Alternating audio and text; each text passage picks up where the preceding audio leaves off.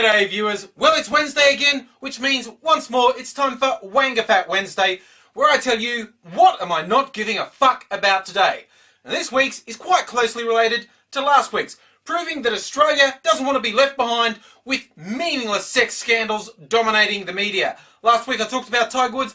This week in Australia we have Lara Bingle and Brendan Favola. Now, Lara Bingle is a young model, famous for the Australian tourism ad saying, "Where the bloody hell are you?" And Brendan Favola is a footballer, famous for being a drunken fuckwit. Seriously, it's probably on YouTube.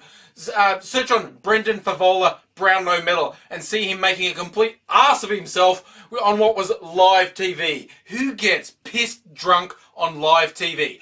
Brendan Favola, that's who. So, anyway, what happened, I don't know, a year or so ago, and he was having an extramarital affair with her. He took a picture of her coming out of the shower with his camera phone, which she wasn't really impressed with, but apparently didn't force him to delete it, and now it's shown up in a woman's magazine, and she's suing him. I'm not quite sure on what grounds. I think they're saying invasion of privacy. Yes, you're going to counteract your privacy being invaded by bringing it all out in court. Yeah, that's how I keep my privacy, by taking stuff into the public sphere even more than it already is. And it's purely coincidental that she signed a new talent agent last week who's pushing this whole thing about she's standing up for women's rights. Yeah, so it's International Women's Week next week, I think so. Yeah, ladies, if you really want to stand up for feminism, let some bogan take a photo of you semi-nude and then sue him over it. That's what women's rights are all about.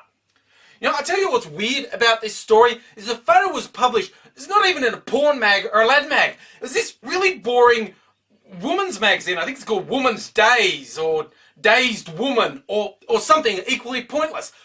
Why the hell are they running it? That's completely bizarre. But I digress. Oh, and I do have to do the standard.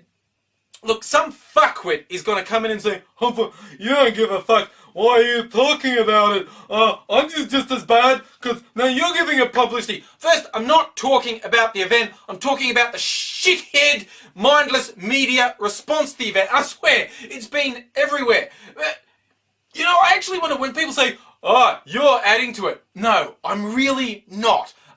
Just vaguely, possibly some of my international viewers won't know about this, but the concept that I'm adding to the Australian media frenzy, I can just imagine this highly paid bloody publicity agent going, "Oh, you know what, we got this on every newspaper, magazine, TV and radio station, and it wasn't enough. But by God, when we got on AngryAussie show on YouTube, I knew we had it made. That was the big time." I can dream.